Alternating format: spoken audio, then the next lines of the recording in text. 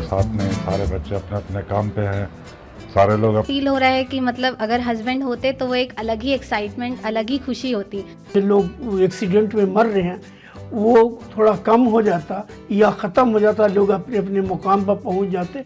और तो मेरे साथ नायाब जी थी, वो जो बता रही थी कि इस बार ईद इसी तरह से गुजर रहा है, फीका पड़ेगा, लेकिन ईद हर साल आता है तो इस बार नहीं तो कोई बात नहीं, महामारी जब ख़त्म हो जाएगी तो अगले साल ईद हम लोग धूमधाम से मनाएंगे। जोहार हज़ारीबाग।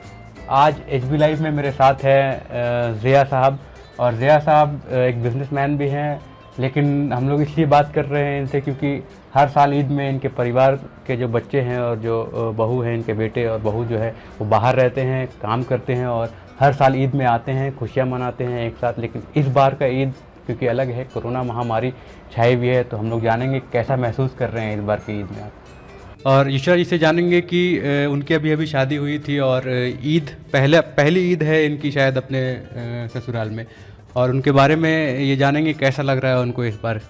मेरे साथ है सैयद मंसूरुल हक जी, और इनसे हम बात करेंगे। आज इसलिए आए हैं इनके पास क्योंकि इनके दो बेटे बाहर रहते हैं, एक तो सऊदी में रहते हैं और इस बार ईद में नहीं आ पाए हैं। तो कैसा आपको लग रहा है? हर साल ईद में बच्चे आपके बाहर से आते हैं, इस बार नहीं आ पा रहे हैं, तो कैसा है? साथ है नायाब जी, और नायाब जी से जानेंगे कि उनके जो बच्चे हैं वो इस बार ईद में कैसे ईद मनाएंगे।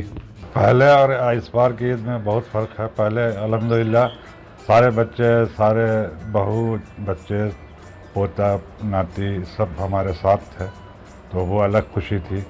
और इस बार अब अल्लाह की क्या मर्ज़ी है नहीं कह सकते, लेकिन इस बार कोई हमारे साथ नहीं, सारे बच्चे अपने अपने काम पे हैं, सारे लोग अपने अपने लॉकडाउन की वजह कर अपने अपने जगह पे हैं।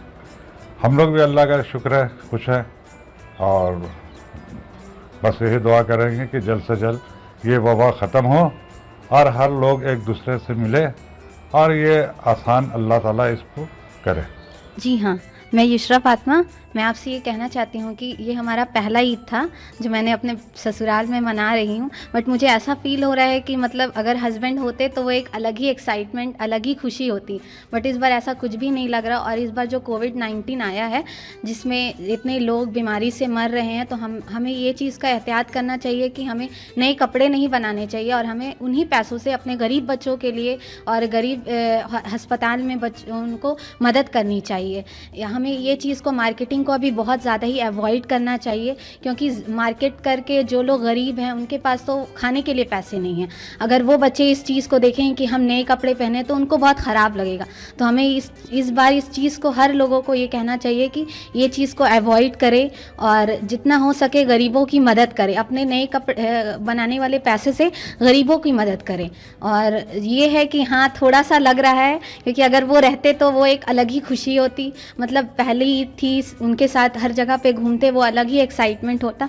बट जो भी है हमारा इस तरह से रहेगा और हम कोविड-19 से लड़ेंगे इंशाल्लाह। और तो आ जाते, लेकिन एक बैग लॉकडाउन हो गया जिसकी वजह से एक तो बाहर में है सऊदी में, और वो फरवरी में गया मार्च में, लेकिन जो जमशेदपुर में है वो भी ना आ सका।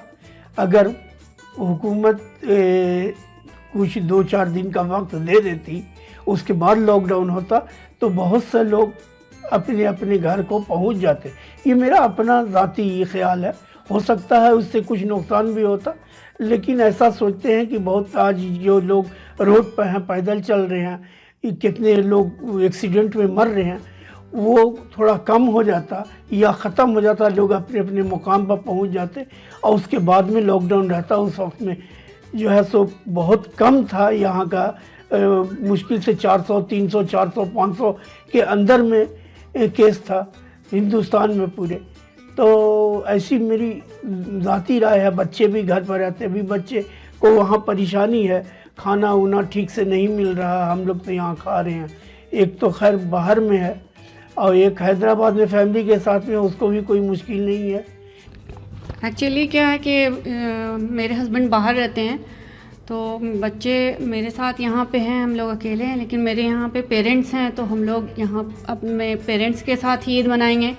लेकिन मेरे हस्बैंड बाहर हैं, तो इस बार उनकी ईद अकेली ही होगी। वहाँ छुट्टी में वो आ सकेंगे या नहीं, प्लेन चलेगी या नहीं, फ़्लाइट्स वगैरह खुलेंगी कि नहीं, कुछ पता नहीं है। बच्चे इंतज़ार कर रहे हैं। वैसे भी हम लोगों को इस बार गर्मी की छुट्टियों में जाना था ओमान, तो वो सारी चीज़ें कैंसिल हो गई हैं।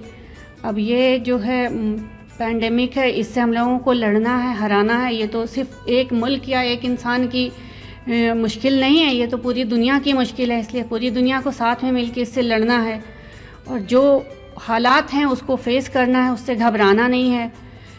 और इसी तरह से हम लोगों को जीना है। जो चीज़ अभी है इंशाल्लाह सब कुछ ठीक हो जाएगा, फिर उसके बाद ज़िंदगी जो है अपनी डगर पे वापस आ जाएगी। और ईद का क्या है, ईद तो हर साल आएगी इंशाल्लाह। अगले साल फिर ईद हम लोग पूरे जोश व खरोश के साथ फिर मनाएंगे। तो हर साल जैसे ईद में क्या होता है कि लोग नए कपड़े खरीदते हैं, जूते खरीदते हैं, इस बार क्या ऐसा हो रहा है? लेकिन नए कपड़े और नए जूते का मतलब ये है कि एक खुशी का त्यौहार है, जिसके वजह से लोग नए कपड़ा खरीदते थे, नए जूता खरीदते थे। लेकिन इस बार कोई खुशी तो है नहीं, ना घर में कोई बच्चे हैं, सारे लोग परेशान हैं, मजदूर परेशान हैं, गरीब भूखे मर रहे हैं। उस हालत में कैसा लगेगा हमको का नया कपड़ा, नया जूता पहनने में खुद ज़मीर गवारा नहीं करेगा। इसलिए हम हर मुसलमान, हर लोगों से इल्तिजा है कि इस बार ईद बिल्कुल ही मैंने न कोई ख़रीदारी करे, ना नए कपड़े का कोई एहतमाम करे। जो पैसा अगर आप नए कपड़े में लगा रहे हैं, आप गरीबों को तकसीम कर दें। तो इस बार जो ईद की नमाज है वो शायद मस्जिद में नहीं होगी। नहीं। तो कैसा, ये रमज़ान भी उतना अच्छा से नहीं गुजरा, लोग तरावी नहीं पढ़े लोगों ने, तो इसके बाद जो ईद की खरीदारी भी होती है वो भी नहीं हो पा रही है। लोग नए कपड़े खरीदते हैं, नए जूते खरीदते हैं, लेकिन इस बार ऐसा नहीं है। इसमें क्या है, आपकी क्या राय है? इसमें कुछ नहीं है। अभी जो ये बीमारी है, बीमारी की वजह कर अब जब हम तरावी फ़र्ज़ नमाज जब नहीं पढ़ रहे हैं तो सबसे अफजल फ़र्ज़ नमाज है वो। जब हम फ़र्ज़ नमाज घर में पढ़ रहे हैं तो बाकी जितनी भी नवाफिलें हैं और सुन्नतें हैं वो घर में अदा करने में किसी तरह का कोई दुश्वारी नहीं है। आप घर में भी पढ़ सकते हैं नफिल नमाज, कोई सारी नमाज घर में पढ़ सकते हैं। जब हम फ़र्ज़ नमाज पढ़ रहे हैं, अभी हालात ऐसे हैं कि घर ही में पढ़ना ज़्यादा बेहतर है। और बाज़ार जाके ख़रीदारी करने का क्या? बाज़ार जाके ख़रीदारी करने का, लोग अब बाज़ार जाके ख़रीदारी कर रहे हैं तो कुछ लोग गैर ज़रूरी सामान जिसके बगैर भी काम चल सकता है उसकी ख़रीदारी ना करें, अभी रुक जाएं। अब जैसे कपड़ा है, कपड़ा का किसी को कपड़े की कमी है, कपड़ा बहुत है, लेकिन अब है कि हम ऐसा कहीं पर नहीं लिखा हुआ कि कपड़ा नया ही होना चाहिए। नए कपड़े की कोई ज़रूरत नहीं है। हम जब घर में नमाज़ पढ़ रहे हैं तो हम अपने पुराने कपड़े को भी अच्छे से धो के आयरन करके जैसे आम जिंदगी में पहनते हैं इस्तेमाल कर सकते हैं। तो हम बात कर रहे थे सैयद मंसूरुल हक जी से, और इन्होंने बताया कैसे इनके जो परिवार के लोग हैं बाहर फंसे हुए हैं और कोरोना की वजह से इस बार ईद में शायद वो शिरकत नहीं कर पाएंगे।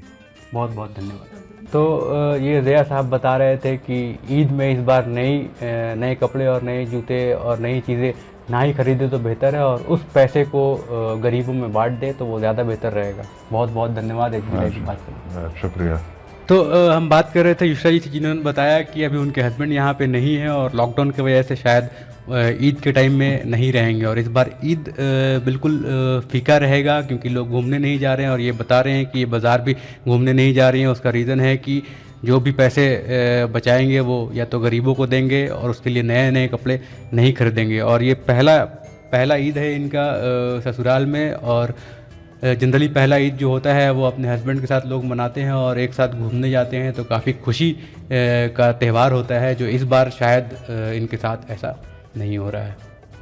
तो मेरे साथ नायाब जी थी, वो जो बता रही थी कि इस बार ईद इसी तरह से गुजर रहा है, फीका पड़ेगा, लेकिन ईद हर साल आता है, तो इस बार नहीं तो कोई बात नहीं। महामारी जब ख़त्म हो जाएगी तो अगले साल ईद हम लोग धूमधाम से मनाएंगे। तो रमज़ान का मौका चल रहा है और इस बार का रमज़ान कुछ अलग है, तो हम लोग आए हैं आज। आपका नाम क्या है? आयमन। तो आयमन के पास आए हैं और आयमन से जानेंगे कि इस बार रमज़ान आपका कैसा रहा और ईद कैसा रहेगा। इस बार रमज़ान वैसा नहीं रहा जैसा पहले था। इस बार तो मतलब रमज़ान लॉकडाउन की वजह से कुछ रमज़ान घर पे ही सब कुछ हो रहा है, तरावी ये नमाज सब कुछ घर पे हो रहा है। तो आप फिर मार्केट जा रही हैं ईद की शॉपिंग के लिए? नहीं, पिछले रमज़ान में मार्केट जाते थे, ये शॉपिंग करते थे, कपड़े का हर चीज़ का शॉपिंग करते थे। इस रमज़ान में कुछ मतलब शॉपिंग नहीं कर रहे।